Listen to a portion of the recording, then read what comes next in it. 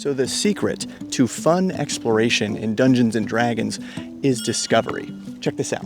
Oh, you found me, little Bobby World Buildy. Yep, well, he is right, you know.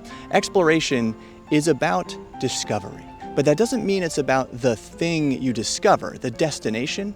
No, exploration is about the journey. That process of searching is the meaningful part of discovery, where the players have agency to describe how they explore, because it is in those very details of their chosen actions which make every discovery rewarding, meaningful, and fun. And there's a really simple house rule that you can use in Dungeons & Dragons 5e to make that happen, but I gotta go do some little Bob stuff, so take it away, regular size Bob, hit him with that intro. Yeah, I'm Bob. This is where we learn to have more fun playing RPGs together. And to keep it short, the really simple house rule for fun exploration is reducing your group's reliance on discovery-based skills like investigation and perception. But there's a lot to unpack there, so let's take it from the top. Exploration in tabletop role-playing games is the journey, like the in-between stuff. The 10-day walk through the forest from one town to another, the meandering through caverns until you find the treasure, and the losing your mind over a puzzle door that the game master thought would be super easy and you need to get through it to get to the rest of the adventure. At its core, exploration is about getting from point A to point B, turning unknown into known, or merely problem solving. But problem solving is kinda like the whole game, so what went wrong with D&D exploration? The difference between exploration and the other two pillars of play, combat and social interaction, is that those two have much narrower definitions. Combat is problem solving through violence. Social interaction is problem solving through conversation. Exploration is problem solving in every other way. It is the miscellaneous junk drawer of fantasy role-playing challenges.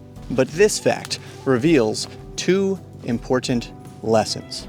One, the broad definition is why games like D&D often fail to describe exploration accurately. They either focus too closely on a few things, like how many feet player characters can walk per minute at a fast pace versus a normal pace. Why would I need to know that? Or they don't seem to focus on anything and instead provide broad game mechanics that are so incredibly efficient that they completely bypass player agency and eliminate any chance for a fun exploration and discovery.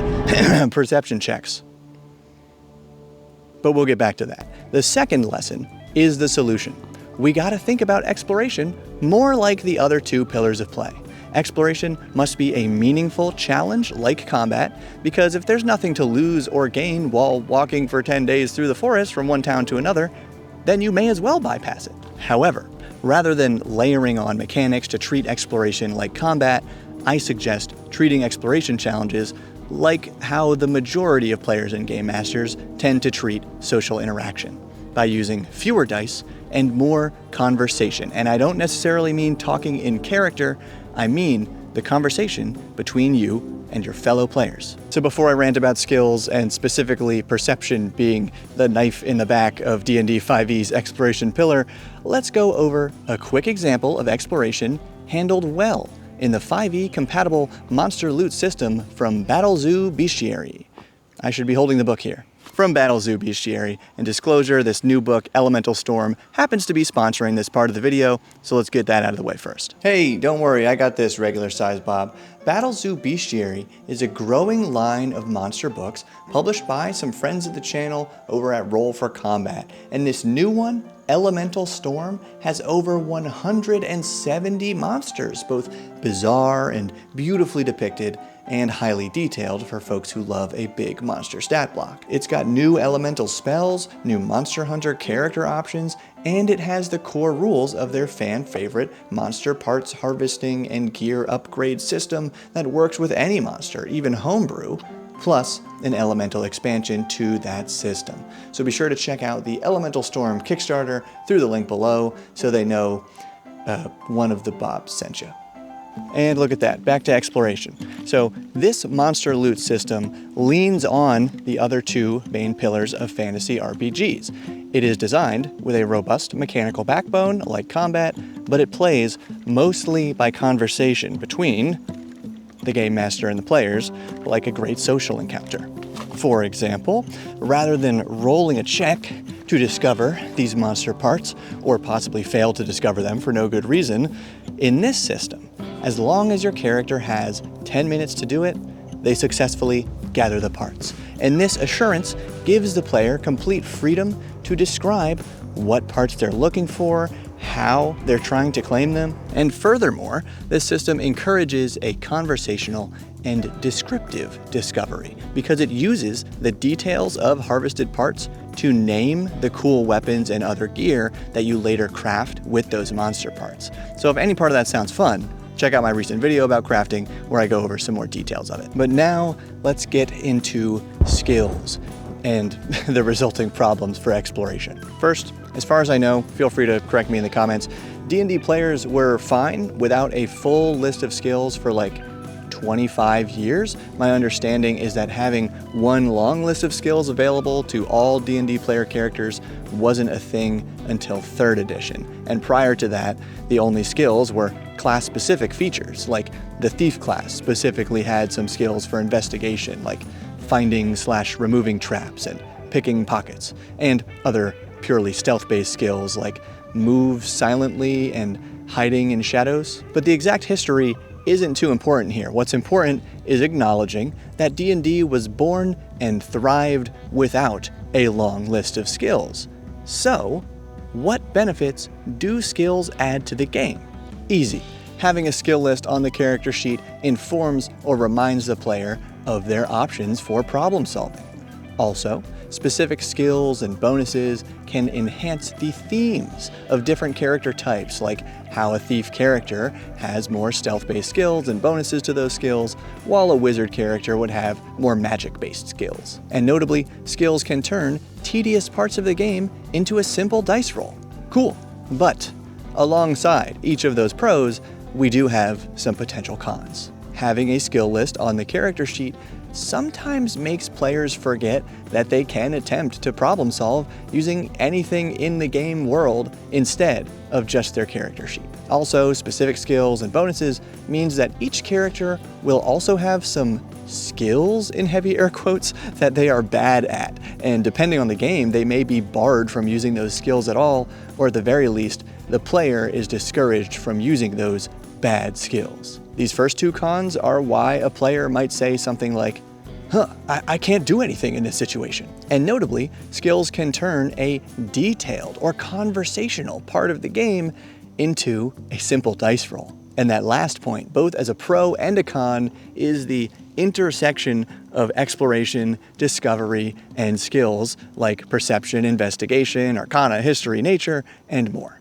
Because if you can just roll for it, then you don't have to describe how you're searching this room, but this often means you don't even think to describe how you're searching the room, which means you don't often have any meaningful choice or agency in how you search the room, which means you lose some ownership and pride in that exploration and that moment of discovery, or even in the failure to discover something. Okay, now we're actually going to forget about perception for a second. There's this pretty popular sci-fi horror RPG out there, right? Hey, whoa, don't flake on me here. I get it. I'm a fantasy lover through and through, but this is relevant. This sci-fi game called Mothership offers survival horror in outer space. You'll excavate dangerous derelict spacecraft, explore strange unknown worlds, encounter hostile alien life, and examine the horrors encroaching upon your every move. Look at the character sheet. Mothership has a ton of skills, but you know what skill is not on this sheet? Stealth. And its absence is the opposite of a design oversight. With all the intention a game designer could have, there is no stealth skill in Mothership because the designers don't want you to just roll for it. They want you, the player, to describe in your own words how your character sneaks around derelict spaceships and hides from hostile aliens? Oh crap, is there a ventilation shaft big enough to crawl into? Those kinds of questions and that conversation between you and your fellow players paint the scene together, adding greater detail to the game world and naturally exploring that scene to overcome the challenge with meaningful choices, combining your own creativity and your character's other skills instead of removing player agency by cramming all of that down into a single dice roll. Likewise, there is no easier way to spoil exploration and discovery in your own D&D campaign than to reject descriptive questions in conversation and just cram it all down into a perception check. Like when my DCC party was walking through a forest and they glimpsed something moving ahead, but they couldn't quite make out the details yet. One of the players asked if they could roll for a better view, and I said no. You can see what you can see, but you can just move closer for a better view. You could try to climb a tree for a better view, or you could attempt literally anything you can think of within reason. But what you cannot do is just make a roll to suddenly zoom in your character's eyeballs and get a better view. So they chose to sneak up closer, another character climbed a tree, and another character asked if they could hear any sounds this thing was making. Awesome, I hadn't actually mentioned any sounds yet, so yes. In other words, my players totally owned that moment of discovery through their own meaningful choices instead of through an arbitrary dice roll to suddenly see better. So I'm not saying that you have to completely abandon skills to have any exploration in your game, but know that whenever you replace those roles with simple questions like, what are you looking for? How are you looking for it? Or how are you trying to get a better look? Then you are inviting the players to truly explore the game world and add to your shared fiction within reason through their own meaningful choices.